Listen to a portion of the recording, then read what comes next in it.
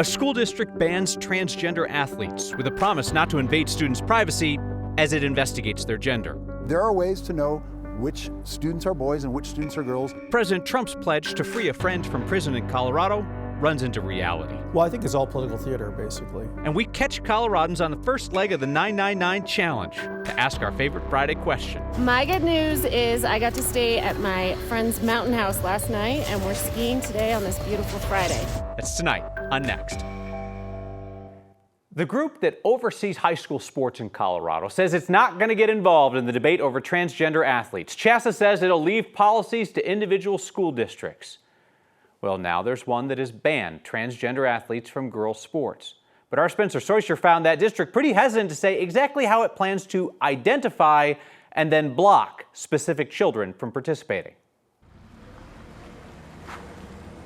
School District 49 in Colorado Springs says it won't let athletes compete in sports that don't align with their biological sex. So our policy establishes a standard that when girls are competing in physical sports, they're competing against girls. On Thursday night, the school board passed its new policy, preserving fairness and safety in sports. But the policy makes no mention on how to enforce it, as a parent pointed out. This policy is unenforceable. That makes it a bad policy, and I am very worried for our administrators, our coaches, our teachers who are put in the position of having to comply with a policy that doesn't tell them anything about how to comply with the policy. Enforcement is always the second part of any policy. Peter Hiltz is the superintendent for School District 49, which covers 27,000 students. He supports the policy. Now he gets to figure out how to enforce it. So we've already made it very clear that we're not going to do anything that's invasive or disrespectful of privacy. Not invasive or disrespectful. I asked the superintendent how he plans to enforce this while not doing anything that violates student privacy. I have answered that. Which is? So schools already, society already operates within this biological binary of male and female. So many of our colleagues, most of our students, they already identify, and this honors the identification that's already present in society and in our schools. Dozens of school administrators from around the state, including Hiltz, drafted a letter to the Colorado High School Activities Association last month, asking it to ban trans students from participating in girls' sports. CHSAA responded, saying right now, it's not the body to make that call. And Hiltz says that's why D49 had to create this policy. CHSAA has really left it up to the districts to take action, to show leadership, and that's what District 49 is doing. We're taking action to show leadership on an important issue. The district told me they do not have data on the number of athletes in D49 who are playing in a sport outside of their biological sex. I asked the superintendent and the board president who brought this policy forward if they plan to do cheek swabs or if there was just going to be parents raising their hands to call out athletes who they suspected were trans. The school board president told me they will not be doing cheek swabs, but they still didn't have any specifics on how they plan to enforce this. Right? I mean, there's only a couple of different ways, right? I mean, You either go off hunches, you go off cheek swabs. God forbid they start doing genital inspections of children. Does this only apply to the kids who play for the district? What happens when a visiting team comes in? Can the parents shout out if they think one of those kids looks too masculine? And that's the interesting part of this. The answer is no. It only applies to this district. And I said, well, what about the visiting teams that you're going to play against? They're worried about practices and kids competing with each other inside the district, and that's who they hope this will affect in a sense. All right, well, we'll have to stay tuned to see how they implement things. Spencer Soyser, thank you. The Trump administration is cracking down on colleges and universities it accuses of tolerating anti-Semitism. There soon could be a bullseye drawn on Denver's Auraria campus as a Civil Rights Advisory Committee looks at whether pro-Palestinian protests there were anti-Semitic. Six-person advisory committee to the U.S. Commission on Civil Rights voted unanimously last night to study the, quote, presence or absence of anti-Semitism on the Auraria campus. Pro-Palestinian protesters camped out on the Quad downtown for 3 weeks last year, trying to convince administrators to divest from companies connected to Israel. The advisory committee's project proposal alleges, without offering evidence in the proposal, that students in the encampment, quote, called for terrorist attacks on Jews. This could be a year-long investigation before a final report is sent on to the U.S. Civil Rights Commission. That report could include recommendations for changing state or federal policy. President Trump's plan to free election denier and fellow convicted felon Tina Peters from prison in Colorado is likely to run into a roadblock. The law. If the Trump administration intends to follow the law, former top federal prosecutors from Republican administrations tell our Marshall Zellinger Tina Peters is staying in prison. President Trump this week shouted with his keyboard, "Free Tina Peters now!" immediately after writing that he's directing the Department of Justice to take all necessary action to help secure the release of this hostage. Peters, in this new mugshot, is now at the La Vista Women's Correctional Facility in Pueblo. She finished her 6-month county jail sentence and has started her 8-year prison sentence. Since she was prosecuted under state charges, Trump and the Department of Justice really have no power. Or do they? For that, we went to Troy Ide. I'm the former United States Attorney for Colorado appointed by President George W. Bush. And Jason Dunn. I was appointed by President Trump. Both former U.S. attorneys for the District of Colorado agree Peters is not being saved by Trump. Can't just go grab somebody. Dunn, a former Trump appointee, actually did take custody of a state prisoner. In 2019, a federal grand jury indicted the Colorado Springs Planned Parenthood shooter. He's charged with killing 3 people, including a police officer, and injuring 8 others in 2015. For 4 years, he was at the state mental health hospital because he was deemed not competent to stand trial. I don't remember if they were U.S. Marshal or FBI agents, but went down to the state hospital and presented that warrant for his arrest that was signed by a judge to the hospital, and they released him to our custody where he's been ever since. He's now in Missouri at a federal medical center for inmates. He's certainly not free. Well, I think it's all political theater, basically. Ide believes Trump's public push to free Peters is performance. Potentially wanting to show Tina Peters supporters that Trump's doing something. Where Trump could potentially do something is threaten to withhold federal money from Colorado, unless, say, Democratic Governor Jared Polis pardons or commutes her sentence. I have trouble believing that Governor Polis would be very impressed if President Trump told him to start pardoning people. Whether or not a court would uphold that if such funds were withheld, I think is a different story, and that would have to be played out through the legal process. New question posed to me this afternoon. What if the Department of Justice charged Peters with a crime, took custody of her, and then released her? 2 answers. Dunn said that a judge would have to find probable cause that a crime was committed before that could even happen. Ide told me if it happened and she was released, she'd go back to state custody to serve the rest of her state sentence. I feel like you have to put an asterisk on it, though. What you're describing, what Dunn's describing, what Ide is describing, is all assumes that everything is happening within the parameters of the law. Like, I know that's their expertise, but what they're describing is if this stays within the bounds of the law, This is what will happen. I also asked Ide, doesn't it just take a Trump-friendly judge to put this in motion and make it work the way we kind of just described? And he said, unlikely that judges are still staying on the straight and narrow for the most part on this. All right. Well, it's certainly got people talking.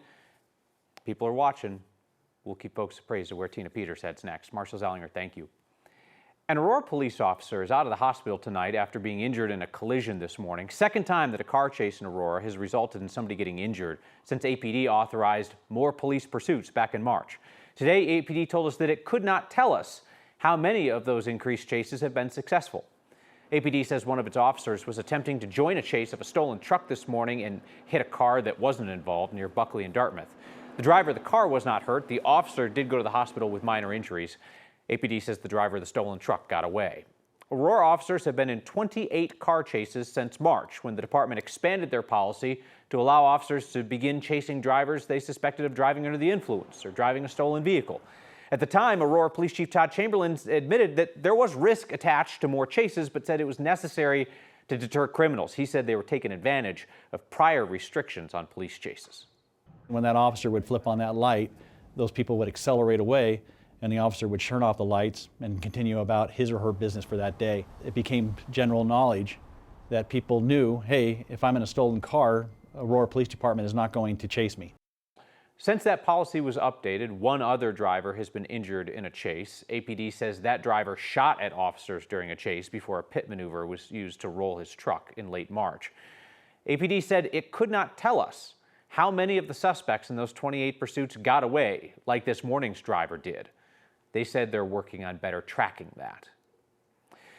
Colorado's farmers and ranchers could be in for a tough year, and that is before you even consider the weather or lasting drought. Because you got the uncertainty on tariffs, and the federal government has just pulled funding for a program focused on mental health in Colorado's ag community. So We can at least handle the last part of that. We're going to get that program up and running again. This week's Word of Thanks microgiving campaign supports the AgWell program from the Rocky Mountain Farmers Union Educational and Charitable Foundation. AgWell works to address the mental health crisis in farming and ranching communities, where the suicide rate is twice that of other communities. AgWell creates events and spaces where Colorado's farmers and ranchers can connect, and they can talk about all the usual struggles, right? The weather and drought and the pressure of keeping a family business afloat. And it is at those gatherings that they can figure out who in their community is truly on the verge of a breakdown or might be in real danger, and they can connect those folks with the help that is out there. AgWell is able to push through the isolation that is often part of working in agriculture. They let Colorado's farmers and ranchers know they're not alone. There is help waiting for them. Based on the consistency of your incredible generosity week after week after week, the folks who run the AgWell program are confident they are going to be able to take your donations to restart their programs. They've been paused, and then keep them going through at least the end of next year. So let's do what we do. Scan that QR code on your screen or text the word thanks to 303-871-1491 to get the link to donate. Even $5 helps. 5,000 of you have signed up to make a monthly donation to the Word of Thanks Fund, and that is why AgWell has such hope for its future, because those recurring donations have started recent microgiving campaigns with more than $30,000 in gifts. Colorado's population ain't getting any younger, so the state is rethinking how to take care of aging Coloradans. My good news is my older brother's having a baby soon. Woo! We're having a boy, baby! We aren't going to be able to do many more of these on skis this season, but we'll go up one last time to celebrate your good news. Next.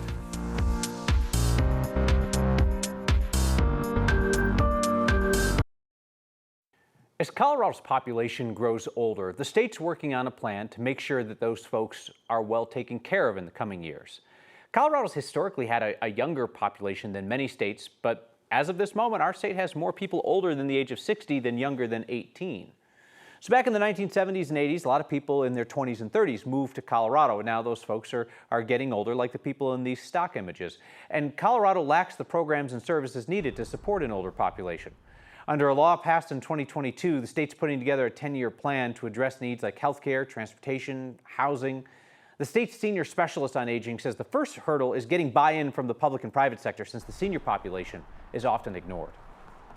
We unfortunately live in a pretty ageist community and society, and we don't see value in older adults like we should. Recognizing the value of older people will improve our healthcare systems, will improve our funding streams and our funding models, and it'll improve our economies.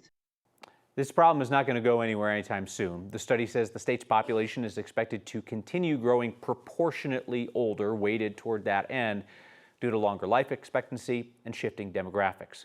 If you're interested in the topic, you can find the state's 10-year aging plan in this article on 9news.com.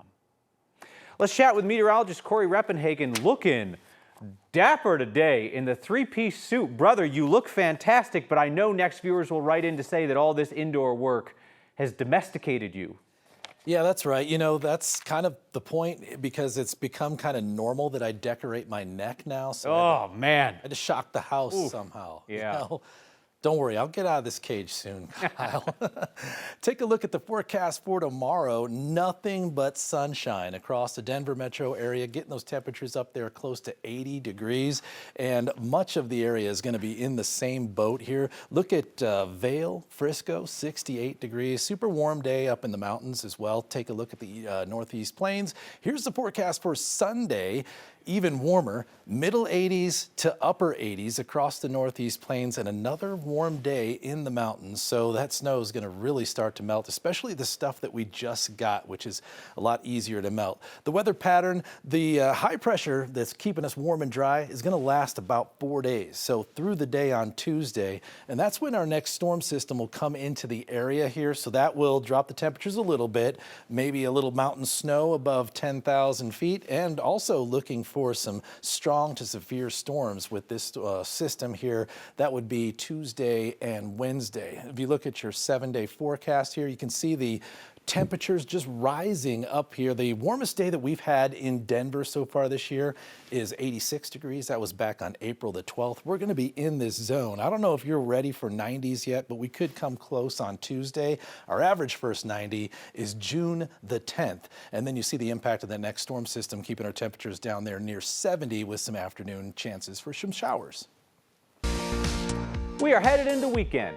It's all uphill from here, unless you're going downhill, sharing your good news. Hey, reminder, you can catch Next streaming each night, 6 p.m., 9 News Plus, and Next is a podcast, wherever you find stuff for your ears.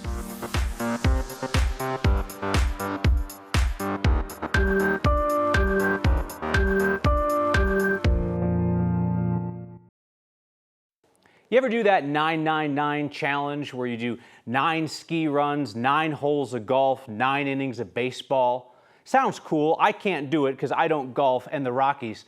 But we spent the day in Breck with some folks getting started on that challenge or just enjoying the day.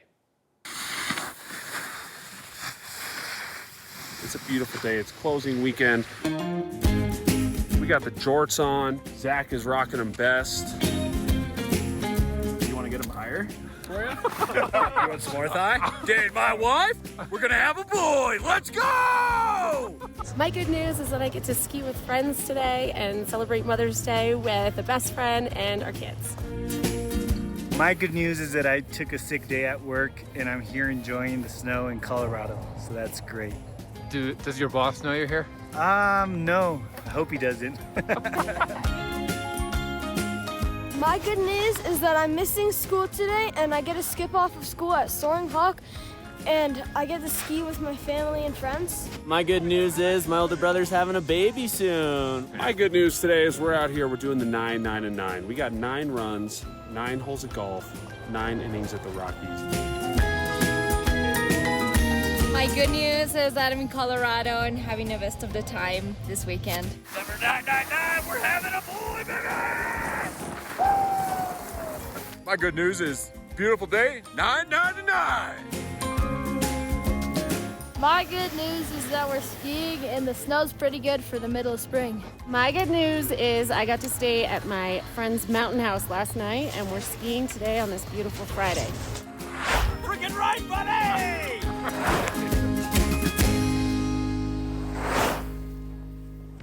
Been on the air since 2016, and I don't know that the word jorts has appeared on Next before.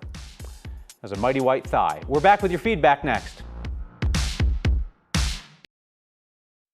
Feedback via text. Somebody who writes in to say, before I donate to this week's Word of Thanks campaign for AgWell, mental health for farmers and ranchers, who did these people vote for? No, we don't play that game. We help people when they're in need. You don't show up and ask somebody who they voted for before you figure out if you're going to help them. That's not a game that we play around here. Bill writes in to complain about our story about the state preparing to help an aging population. He says the concept that the state needs to take care of the elderly is ludicrous. It's true, Bill, in a number of cultures, the elderly were left to die on ice floes or on top of mountains. So when your time comes, if you need a ride up to Mount Evans, you give me a holler, all right? I'll see you next time.